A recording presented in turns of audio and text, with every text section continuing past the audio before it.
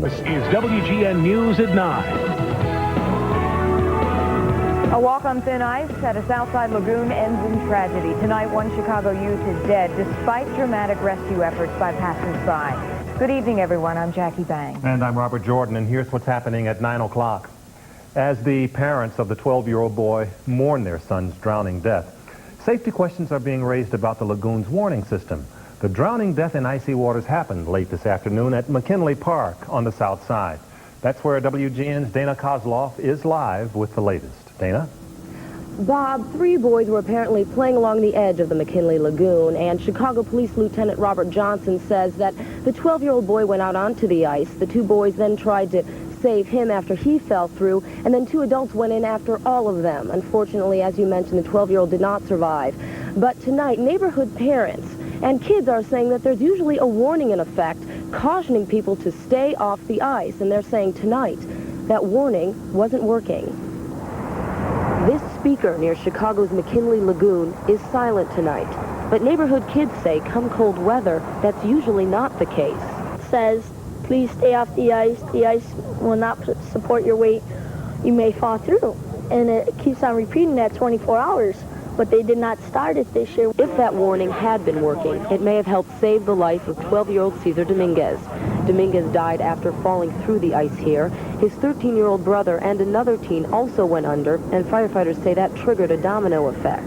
One of the younger kids went out with another young boy, and they went right through the water, and then they needed help to get out, and there were people that saw them in their duress and went out and tried to help them. I was fishing, and then like 2 of them went in, and then the other 2 went in, and they were still on the ice when one fell in, and then the other one was out there, and then the other 2 went in, and then another one went in, and then they all started to drown. Officials say the 2 adults tried to save the kids.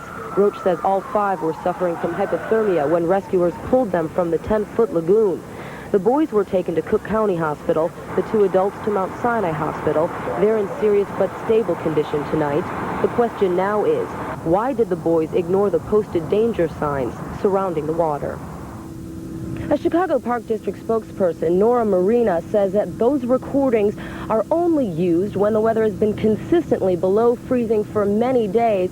She says that hasn't been the case. That's why they were never turned on. And she also wants to point out that there are warning signs here at the McKinley Lagoon and that no one is ever supposed to go out on the lagoon here. Reporting live from Chicago's South Side, Dana Kozloff, WGN News. And Dana, what is the condition of the other 2 boys? Cook County Hospital authorities say that those 2 boys tonight are in fair condition. Okay, Dana, thanks very much. Jackie? 2 phone calls to 911 operators weren't enough to save the lives of 2 women who died in their apartment building early this morning. The fire broke out in the west suburban Bellwood. Tonight, while distraught relatives and friends try to cope with their loss, questions remain about the response time. WGN's Mary Dixon reports. Can't believe it. It's a dream. The last time Alphonse Bennett saw his daughter, Gail Dawkins, it was at Thanksgiving dinner. Early this morning, the 35-year-old woman and 34-year-old Bernadette Nightingale were killed in a hot, smoky fire in their Bellwood apartments. It was Nightingale who first called 911 for help. That she smelled smoke on the first floor. And then, just a few seconds later, she called back and said she was trapped. Investigators say they found no smoke detectors in the building, which houses a vacant beauty shop and several apartments. They suspect faulty wiring started an electrical fire in Dawkins' first-floor apartment. Her boyfriend, Harold Morris, escaped the flames and alerted neighbors. But he told us she was in the living room, but she wasn't. She was in one of the far back bedrooms. We couldn't get to her because the smoke was just too intense and the fire was too intense. Weisinger says he also called 911. It took about 8 or 9 minutes before they got here. By that time, the fire had escalated. It was really blazing and intense, you know. So some neighbors maintain these women died unnecessarily, that the fire department didn't get here soon enough, nor did they do enough to get the women out of the burning building. Fire officials say that they did get here as soon as they could and that their first priority was rescuing the women. Our first mission was to rescue people. The water on the building was the second mission. And we had 2 crews doing both things. I want to know what happened. I can't figure it out. Of course, I feel like something ain't right. Gail Dawkins' 3 children were not in her home when the fire broke out. They'll spend the rest of the holiday weekend with relatives.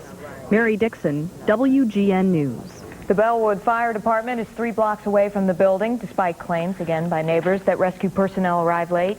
Fire officials do say they arrived on the scene shortly after the call for help came. And another big story tonight, this one on a much lighter note. The Northwestern Wildcats are smelling the roses, heading to Pasadena for the first time since 1949. They clinched a Rose Bowl bid after Michigan upset Ohio State today, and it's the crowning moment to an unbelievable year. September 2nd, Northwestern's magical season begins. The Cats pull off the impossible, beating Notre Dame for the first time since 1962. October 21st, Evanston comes alive as Northwestern trounces Wisconsin. It would be the first sellout of Dyke Stadium in more than a decade. November 18th, a win over Purdue gives the Cats their first Big Ten championship in almost 60 years.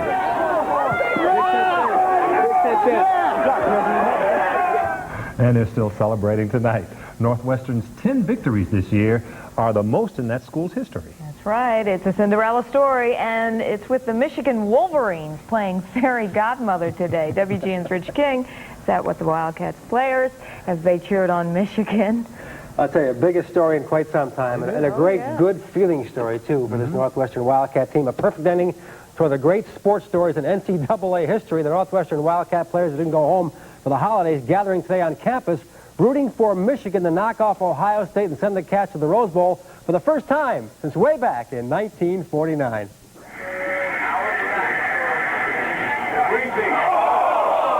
It was a lot tougher for Gary Barnett and his players to watch a game than the coach or play in one. Things began to look real good, however, when Michigan grabbed a 9-point lead in the third quarter. Touchdown, Michigan.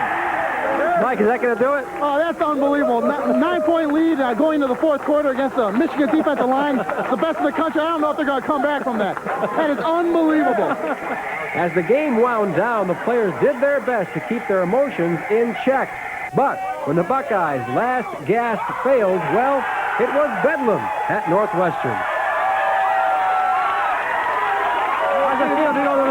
Unbelievable.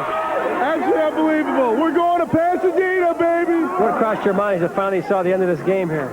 When they got that pick, I knew it was over. I knew it was over, and the feeling is just unbelievable. For our guys, this is something that obviously we work for like every other football team works for, but we've hung together and played as a team, and I think that's what's going to go to Pasadena is one good football team. Well said by Gary Barnett, and joining us now is one of the leaders of the Wildcat football team, and one of the main reasons why the Cats are going to the Rose Bowl, linebacker Pat Fitzgerald. Pat, thanks for coming in. Thanks. You've got to be thrilled tonight. Just tell us what's going through your mind right now. It's just kind of like a sigh of relief knowing that we go into the Rose Bowl now. We know where we're going, and we worked so hard all last winter and this summer, and it's all paid off. Well, the way things have gone this year, was there any doubt? I guess there was some doubt, but Michigan, the upset over Ohio State, everything was falling into place. You guys had to figure maybe this time too, huh? Well, I was hoping so. Coach has always talked about expect victory, and we were expecting it last night and, early today. And, I thank Michigan a lot for doing what they did. They did our dirty work this weekend, and I really appreciate it. Tell us about this season. I said at the beginning, a really good feeling. You guys are a bunch of great guys. A real team concept here, let's face it. Yeah, I mean, we're not a bunch of flashy individuals. The guys are going to take their helmets off and, root and holler. We make big plays. We just play together as a team and have a lot of fun together. Now, you, of course, had the knee injury, and you're out for the year, but you had a significant role in this championship a year for the Wildcats. Kind of a bittersweet feeling, I guess, huh? Yeah, well, breaking your leg and your ankle kind of hurts, but, just to be part of the team makes me happy to know that I'm going to be a part of history, The second team to go to the Rose Bowl for Northwestern, the first in 50 years. It's just it's an overwhelming feeling. Now, I mentioned some of the players during the year, and it hasn't sunk in yet, this history thing. This is the finest moment in Northwestern football history, really, tonight. We are seizing it right now, so has it sunk in? Slowly but surely. The more you talk about it, the more it sinks in, and, it's a great feeling. I think maybe when I'm about 40 or 45, it'll sink in more, but, the more we go around and people keep telling us about it, I think it's going to sink in. And Coach Barnett, a quick word on him. What a tremendous job he's done with this program. they had the feeling a couple of years ago it would develop, right? Well, you know, that's why all of us came here to play. You know, he recruited us and really stressed that he's going to bring the purple to Pasadena, and, you know, California, here we come. Now it's USC next. Well, you know, that's another hurdle, but, you know, we've faced some big ones in, you know, the past couple of weeks, so we just got to jump over one more, and, you know, it's going to be a great cap to a fantastic season. Well, Pat, congratulations on a great year. Thank you very much. Good luck. Thanks. Okay. Pat Fitzgerald, and I'll tell you, Bob and Jackie, what a story. The Northwestern Wildcats, more later on, more reaction coming up in sports. Okay, Rich. Thanks very much, and thanks, Pat, and good luck in Pasadena. And our coverage of Northwestern's Rose Bowl bid doesn't stop right here. In our second half hour, see how Evanston's cashing in on the team's dream season. And also ahead, history in Ireland. The country votes to legalize divorce. Time on the high school football front. See the nail-biting highlights as WGN News continues. This is the story of Arnold and Jack, two long-lost twins. Twins? Right. Who just found $5 million, the kind of money some guys would kill for. Actually, I hate violence. But you're so good at it. Wildcats, their Cinderella spirit can be felt well beyond the boundaries of the Northwestern campus. The entire town of Evanston is celebrating. After the game today, we watched and waited. Shortly after the game, this is how Evanston looked. Pretty quiet on campus as well. After all, it is a holiday. But give it a few minutes. The word spread quickly. You're going to wrestle? That's awesome. Who do we play with? USC in the Rose Bowl. USC. You're going where? Where? Pasadena. Thanks to Michigan, everyone was cheering for the upset. I was rooting for Northwestern during the whole game, and they weren't even playing. It was Michigan. Michigan was playing. I was going, yes, Northwestern. Every time Michigan did something good, I said, yay, because that meant Northwestern was going to go to the Rose Bowl. Now, here's a good one. While Janet is buying a Northwestern sweatshirt inside, her husband is outside making reservations. December 31st, Chicago to LAX. He got it. By the way, this shop is really cashing in on Michigan's upset. People came in right away and started buying a lot of stuff. As they asked if we had Rose Bowl t-shirts already. They'll have it Monday. Rose Bowl bound, yes! Other stores are benefiting as well. Seville's Flower Shop, for example. How much is business up because of this? Today, well, we just turned over about 100 roses in the past half an hour. But this victory goes beyond all that. It actually just brings the community together, and everybody have a good time. It makes you want to proudly wear the purple, even if it is a bit faded. What's this jacket here? 1959, 60, 61. You kept it this long. I had it renovated 10 years ago. I think you need to renovate it again. I know. Said they were one game away when he played for the Rose Bowl. What year was that, did he say? 60, I believe, was that. Wow. Once again, the Wildcats will play USC January 1st in the Rose Bowl. Be there. Aloha. And up next, much more on the Wildcats' thrilling trip to Pasadena. Team's gone from celebration to concentration. Up next, see how they're preparing for USC. And still ahead, wondering where the holiday spirit of giving has gone? Still ahead, why you might find it at one uptown restaurant.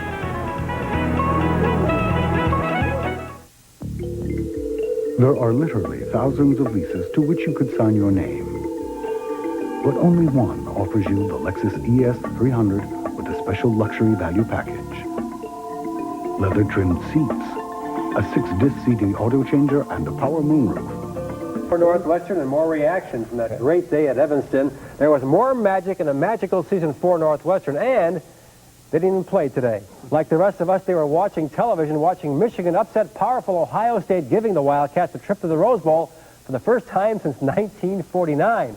Eddie George tried to jack up his Buckeyes in the sidelines in Ann Arbor to no avail. Michigan and Tim Diakabatuka simply chewed them up. He had 313 yards rushing. That's right, 313 yards as Michigan gained control of this one. The Wolverines getting a 9-point lead in the second half. Clarence Williams on the score here. The Buckeyes lose their first of the year, the final 31-23 in that game in Ann Arbor. Well, some of the Wildcat players gathered to watch the game at the Nicollet Football Center in Evanston. It was a nerve-wracking day, but it exploded when the players finally realized Ohio State had lost and the Cats were headed for Pasadena.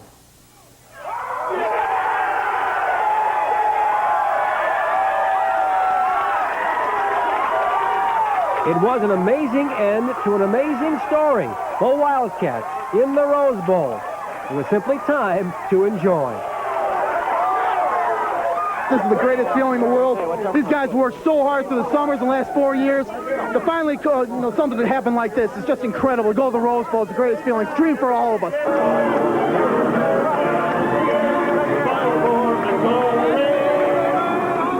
As the fans began to invade the Nicolette Center, it got kind of wild. But there was also a sense of relief. Michigan had won. I've been so nervous for the last week. Tough watching, isn't it? It's incredible. It's harder to watch than it is to play. We were all so anxious to find out. We've been thinking about it for a week. It's just a great bunch of guys, and we get to go to the pinnacle. We get to go to the Rose Bowl, you know, the granddaddy of them all, and it's a great feeling right now. Before it was all over for the afternoon, there was scant room for anyone. But the final word belonged to a man who, above all, made all this possible. No words really to describe it. I just feel real fulfilled, and I feel like we've been able to fulfill a promise to our students and our supporters to take the purple to Pasadena. And the purple will be in Pasadena against the Trojans of Southern Cal. The way things are shaping up, be hard to pick against the Wildcats in this one. USC has been shaky also late in the season. Well, Illinois had a shot at the Independence Bowl, perhaps it came up with a stinker today at Wisconsin, despite an effort here of Kevin Hardy and Simeon Rice on the sack. Brett Schuplane tried for a 54-yard field goal to snap a 3-3 tie late in the game. He thought it was good, but it was not good. A lackluster 3-3 tie against Wisconsin likely will send Illinois to the bowling alleys, not a bowl for the holiday season. There's the final 3-3. Penn State beats Michigan State 24-20. Iowa bombs Minnesota 45-3. On the national scene, Florida State losing to Florida, so Florida in the Fiesta Bowl against Nebraska for number 1. Tennessee over Vanderbilt today, and in the fourth quarter, Miami 35-24 over Syracuse. Well, the two biggies today in